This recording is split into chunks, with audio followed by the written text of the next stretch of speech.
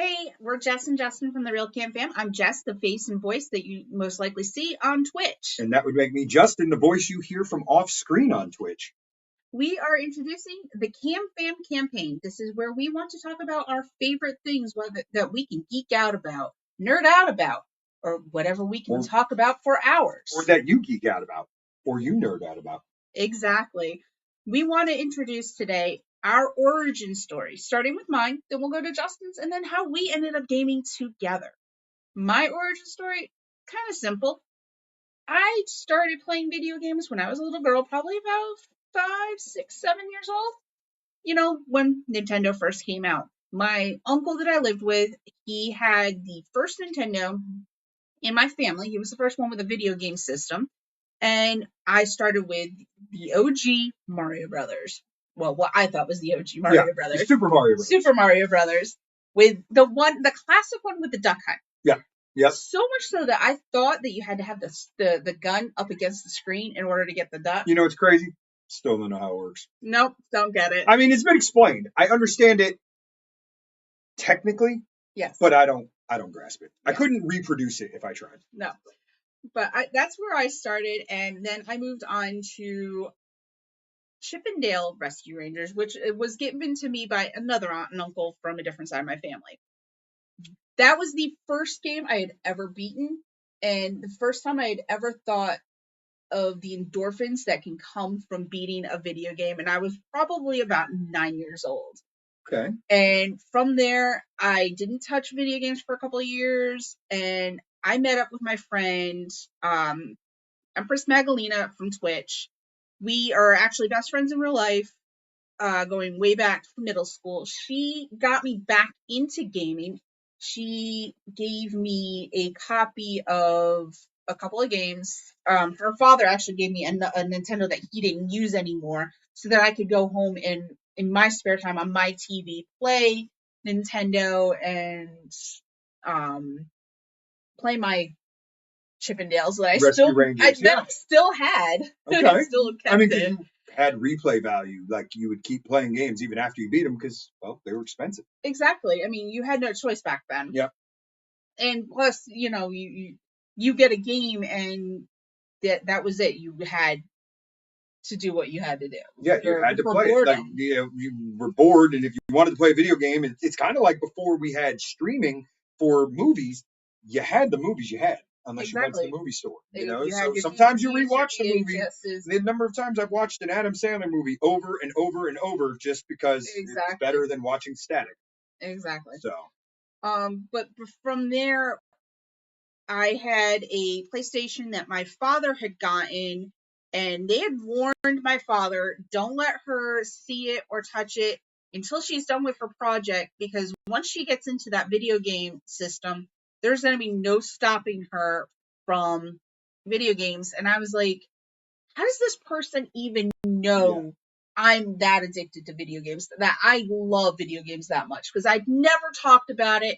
To them, I was just a horse girl, and that was it. That I was a farm girl.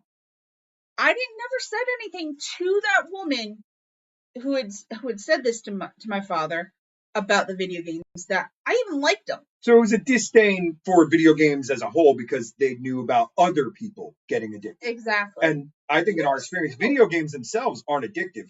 People have addictive personalities. And it was still very early in classifying anybody into being addicted to video games. Gamers weren't even a thing yet. Yeah, I mean, I was always surprised that my father himself was a gamer. In the limited capacity that he could have been during the time he was alive. Yeah, like, exactly. You played games. He loved war games. Now it's a personality. Games. Yeah, he loved war games, racing games. He had Abe's Odyssey. A platformer adventure game. Yeah, exactly. That was one of the original. Yeah, that was on. Well, they did have it on PlayStation, but I remember originally seeing some Abe's games on a Dreamcast a long time ago. Wow. But so my father kind of fed into my video game addiction, and then when he passed away, I inherited his PlayStation, and I became a little bit more into it. I added to the game collection, and started playing even more. And then we moved in together. But before I talk about our gaming together, I want him to share with us his gaming history. Well, mine was a little later than yours, a little more stunted, of course. I didn't play a lot of video games as a kid. I mean, yes, I played some, more than my dad would have liked. But at the same time, like, played a little Atari, well, in television. My mom's in television with the real OG Mario Brothers before they were super. Pretty lame game. But that Frogger, that kind of thing is what I was playing. Frogger. It was fun, a fun little hobby. Was never an obsession until then I got a Super Nintendo for, I want to say, my 12th birthday from my mom's best friend. My dad was so mad, both because it was going to ruin his TV, and two, he felt something like that you needed to talk to a parent and get their permission. Yeah. Because a video game system to him was a lifestyle changing thing. It would be like him buying me a car in my dad's idea. So he was a little upset about that always, but it was a used Super Nintendo. It came in the box, had the two controllers, and it had the two games, both Mario All-Stars, so I had Super Mario World and then the OG Marios, and then Flashback, The Quest for Identity, a rather rarer game now, a platformer, kind of like Abe's Odyssey, but a little more realistic. He was a human being, but trapped on the planet Titan or something of Saturn's moon. Yeah. So, very interesting, gave a lot of cinematics, but still not addicted at that time. I was not until I went to your house and I saw that PlayStation. Yeah. With Need for Speed 2, Hot Pursuit, and then you had Tekken. I still remember playing that with you. And I want to say, like, you beat me the first game, and then I beat you a couple more, and then I just got hooked. I just loved it, and we moved in together there, and then just began buying all the classic systems. We got a couple of the classic systems, Super Nintendo, GameCube, and a couple of different ones, and played a bunch of the different games. 64. We had a 64. Playing Cruis'n Exotica. Because, Cruis'n Exotica. That was arcade. The only reason we went and hunted down Cruis'n Exotica is because we had gone to the arcade. Yep, and they had the systems up, the standalone system for Cruis'n Exotica. And we fell in love with it. On that. So we fell in love with the arcade, and that's another thing that brought us together. Our first vacation together was going to an arcade. Going to an arcade. Yeah. Yep. One of the biggest ones. One of our earlier dates when your parents came up and we visited the casinos. We went to the arcade, spent a few hours together. Yep.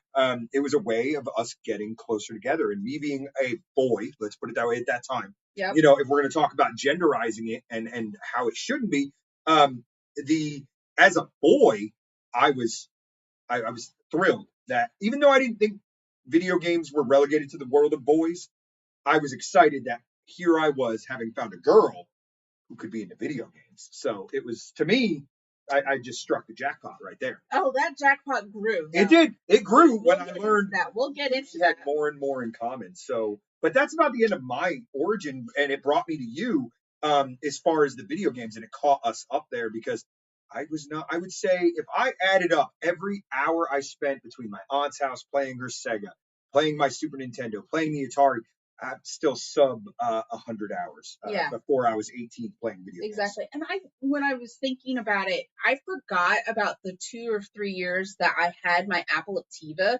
where I would just spend hours just poring over the computer games that were built into that computer. And the computer games were terrible. They were terrible, but I would still spend hours. I had the trivia games that were on there. I had the trivia games memorized. Love it. I do remember. You could remember the whole question bank because it was not that big. I had all the games that were on there. I beat them all time after time again. And they talk about replayability is it doesn't matter how many times you can beat that particular game. There was a couple that you had to take a different turn in order to beat it. So you might start entirely just to play, kind of like you got with The Last of Us many, many, many years later, where you kind of felt at an impasse where it's like, okay, well, I made a wrong choice. Time to start over. That comes with Skyrim too, because you get bit by a vampire or something like that, and you didn't want to. Screwed because I got that X pack, and I can't play past that X pack because if I get bit, well, I don't know how to get rid of it. And I mean, there's ways, but what we have to remember, we didn't even have those availabilities. The internet wasn't there it was there. We don't predate the entire internet, but the availability of the internet for researching game tips and tricks was not a thing yet. So you make those choices. Like you had those, I had MUDs, which I don't even remember the acronym for it, but it was the old text-based early predecessor to MMOs. Oh no, numerous people in a world, but it was all text-based. Yeah. And you turn into a room, and there's window to the left and a window to the right. What do you do? And you'd have to type in look out window. Like D&D. Yeah. It was very early D&D, but it was all text-based, no pictures, no graphics. Yep. And then I played some Sleuth, I think was the MUD / text-based game I played, and that was on a family friend's PC. And then I had some Doom. But like I said, add it all up, and I have, as an adult, had weeks where I played more video games than I played up till the age of 18. Yeah. So I did not play a lot of video games as a kid. I mean, I didn't know until really starting to get into online that there was a stigma about girls playing video games. I didn't know. I didn't make fun of girls for it. Because none of my friends about video games or anything. Just I'd go home, I'd log on my computer, my PlayStation, whatever I had available, and I would just sit there and play video games. Because for me, it was either a book in my hand or there was a video game available. Which was a live action book in a way. Exactly. In a way, it was a choose your own adventure live action. Versus whereas a movie might be a live action book. Choose your adventure might be your video game in it. You're watching, whether it had cinematics or not. It was playing out in the theater of your mind anyway. Exactly. Because you had to pretend a little bit. But I didn't. Once we started getting into PlayStation 2 and getting into the bigger franchises, Kingdom Hearts, Spyro, Need for Speed, Grand Theft Autos, those really, seeing them come to life in front of me was like having a book in my hand. It's what used to happen in your brain. Exactly. I mean, the very first time I beat Kingdom Hearts, my friend, he'd shown it to us on his PlayStation. He's like, hey, can I bring my PlayStation over? I want to show you guys a couple of different games. And we're like, oh, okay. So he brings his PlayStation 2 over. Yeah, he brings his PlayStation 2 over, brings us Kingdom Hearts, and the second I see it, I'm like, that game, I need to play it. I need to know how this game goes.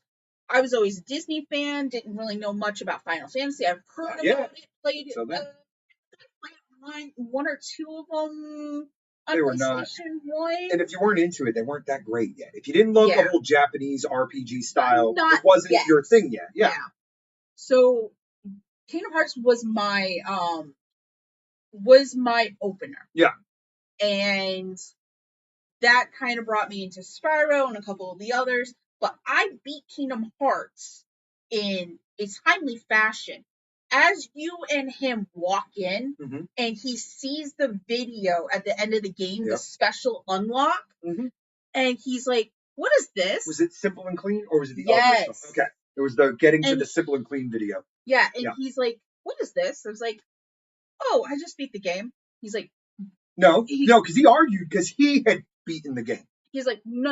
Yeah. You haven't beaten the game. I was like, yes, I did. Yeah. This is a special unlock because I got 100%. Yeah, because you had to get every Dalmatian and everything. So I had 100% of the game, and he's like, that's not possible. Yeah, not in this short of time. I was like, well, there you go. I mean, and he also tried to argue the whole gender thing when it came to that. Yeah.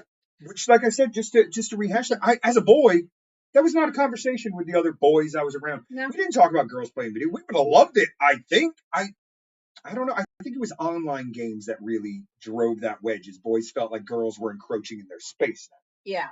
This was a locker room world before, and now they were being told they had to watch their mouth kind of thing. Yeah. I that's all I can assume, because us guys never talked about girls playing video games in a negative light. And I didn't think there was a gender to it.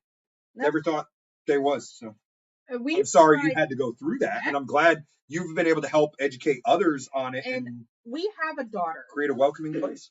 We have a daughter. She has played video games with us since she could pretty much walk. I remember her with my headset on, sitting there, like my laptop, her at her height, her face, and reaching up and like, I play game. Yeah, I play game. Pretty much a year and a half old. Like, I play game. pretty much since she could walk and talk, she'd been trying to play video games. Yep.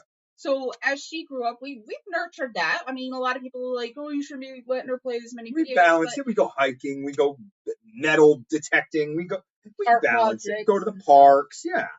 But with her, we've played Minecraft. She's played World of Warcraft with us, Lotro, Fortnite, Lego World. We've even tried her game, Genshin Impact, and stuff like that. We loved showing her D&D. Oh, yes. Which then she brought to her friends. Yeah, so she plays D&D. We played it with her.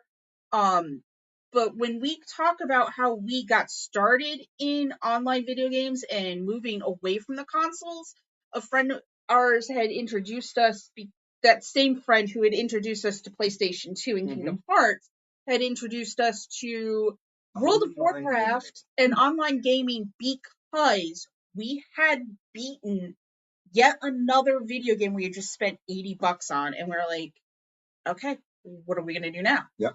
Granted, we returned the game and got our money back because, well, you could still do that back then. You could still do that back then. No one was beating games within 7 days, so they didn't have a rule. Exactly. You know, but we did. beat it in 24 hours. Yeah. But, it was like 13 hours playtime that it got beat.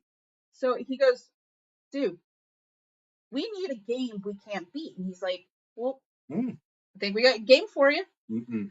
And we had joked with him prior to said, oh, well, that game's not, we're not going to do that. Because why? We're not that kind of geek. We're not that kind of geek. We're not that kind of gamer. And he's like, trust me. Yeah. So he introduced us to World of Warcraft.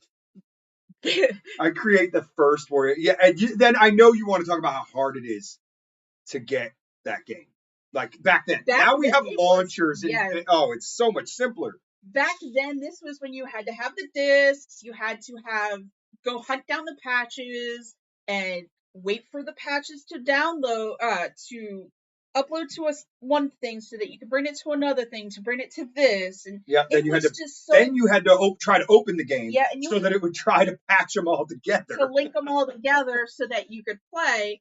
I mean, this was 2 days or more. It was like 2.5 days before I was able to play on our PC. Our PC was also far away from the router and not great, but it had 256 megs of RAM, which even then was below World of Warcraft's recommended settings. Exactly. It required 512. Yeah. Played it on 256. Now we play on 16, 20 plus gig rigs. So we've come a long way. In that. Oh, yeah. I mean, when we look at where we started with Atari and came all the way up to our PCs, having so many. A defining moment to me with World of Warcraft was that first, as we like to call it, ding. Yeah. I was just level 1, running around, created a character on our buddy's account. He had I still remember his PC sitting there in the corner of our little kitchen, and playing it, and just that first, I'm running around, and that first few minutes, I'm like, this is dumb. I don't like this. This is not fun. What am I supposed to even do? And then I saw that gold flash on the screen. The sound all up. Here I am, level 2. Then it was off. I think I got to level 5 that night, and then I went, I need this game. I need this. That was almost 20 years ago. I think it was also you getting your first piece of gear. Yeah, that customizing, and every time I'm a new character, every time this game changes. Because we played games where, you could get an upgrade, but it wasn't like this. No, we played Outwar where you got equipment, supplies. And we played others like equipment. Your Keyblade might change in Kingdom Hearts, but you're 100% right where you get, now you go from a gray piece of gear and you think you're the top dog because you didn't have a piece of gear there before. And now you at least got a gray. Now you got a green white, or a blue or a white even. That white that's just a little bit higher armor. Yeah.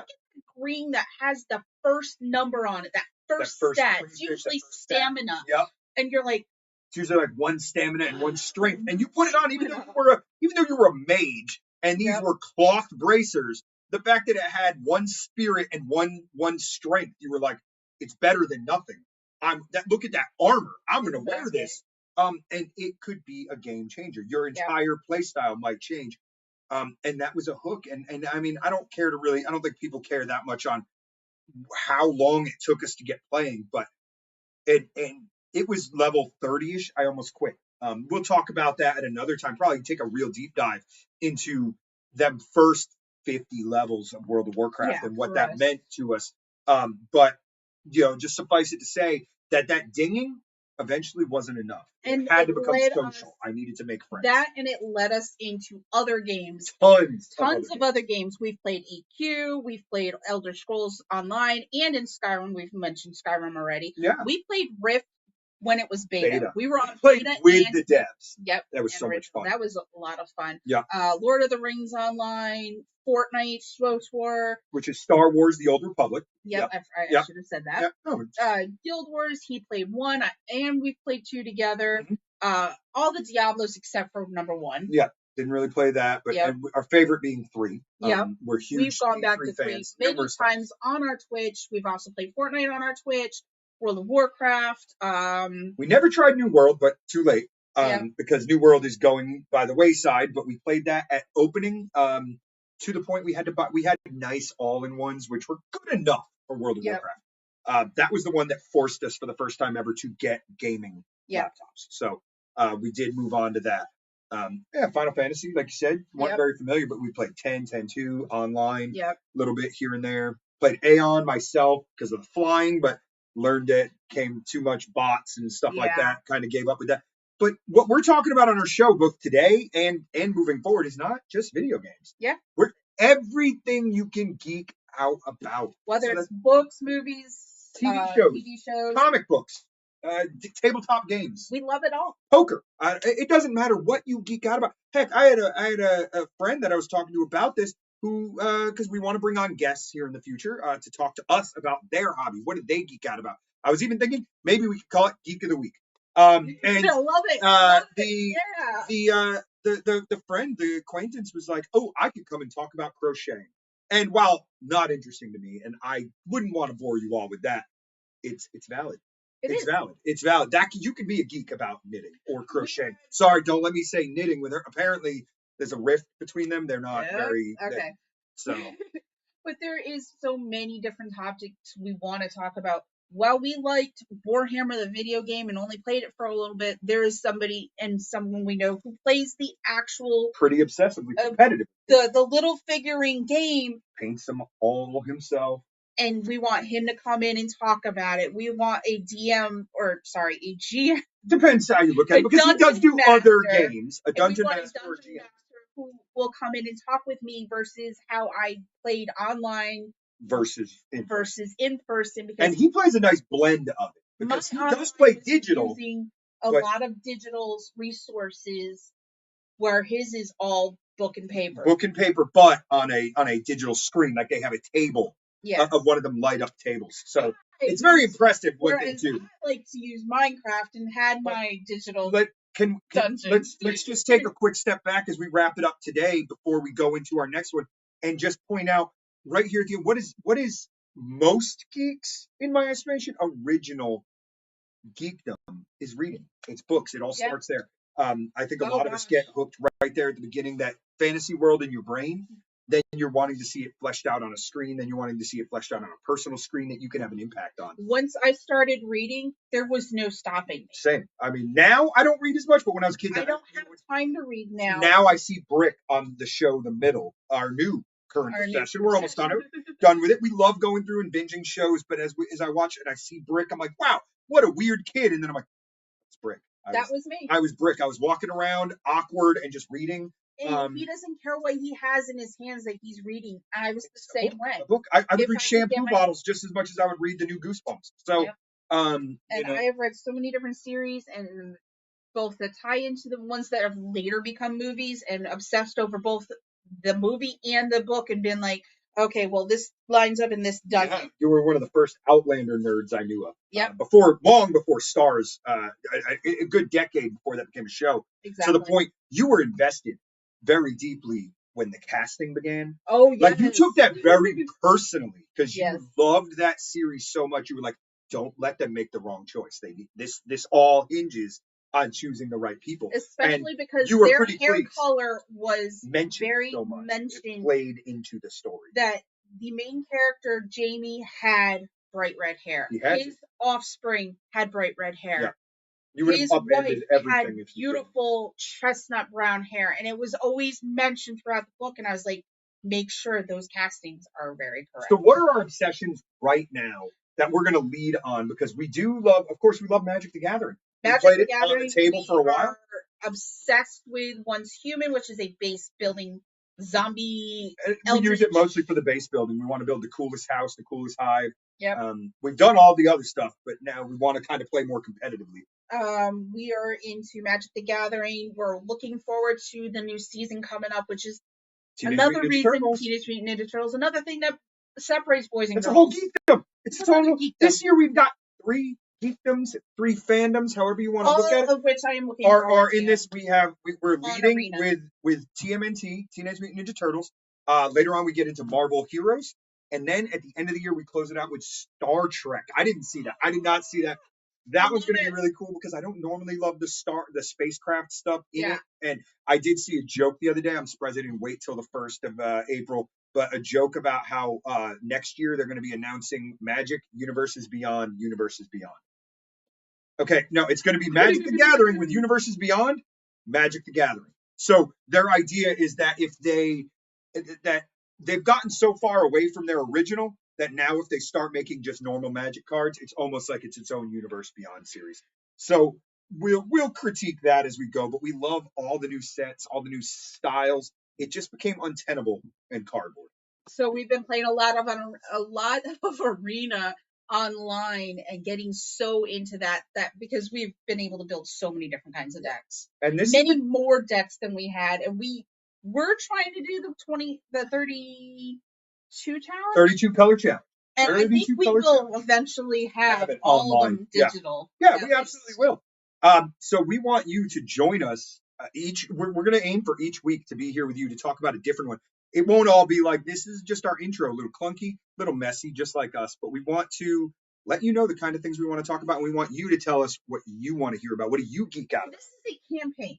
Yeah, it's ongoing. That's why we call it the CamFam campaign. It's ongoing. It's not one and done. This isn't it. We want to see you next week and talk about what we're geeking out of. Whether it's movies, books.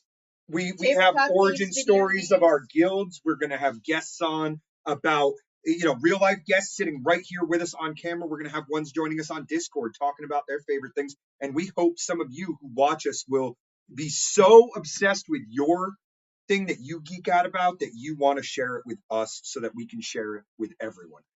Because all geekdoms, let me preface it, most geekdoms are okay. I mean, some are probably a little more harmful or obsessive, but in my experience, there's no wrong thing to be a geek about. Will Wheaton had said it best. Being a geek just means you love something very deeply. Exactly. And you should never be ashamed of it, whether you're a boy, whether you're a girl. And that's why, if they're not going to be on here, I think each week we should feature a Geek of the Week. And this week, the idea of this show is inspired by Will Wheaton. Kind of feels a little reductive, feels a little, whoa, of course, they went cliche. It's not cliche. It's about a speech he gave to that little girl. Please go look it up. I don't remember the exact title of the YouTube video, but it's out there. It's saved in perpetuity for you to see that he rallied around this little girl who was getting not beat up, but picked on and bullied over what she loved. She was a geek. The boys all picked on her. And by God, did he change that little girl's life around by telling her that it's okay. Be a geek. So come be a geek with us each week. Come join us. Be a geek with us on Twitch where you can stare at this beautiful face and only hear my voice off the screen, interrupting her constantly. But we can come on there. You can hang out with me, you, Steve, as we sit there and play, whether it's Magic, whether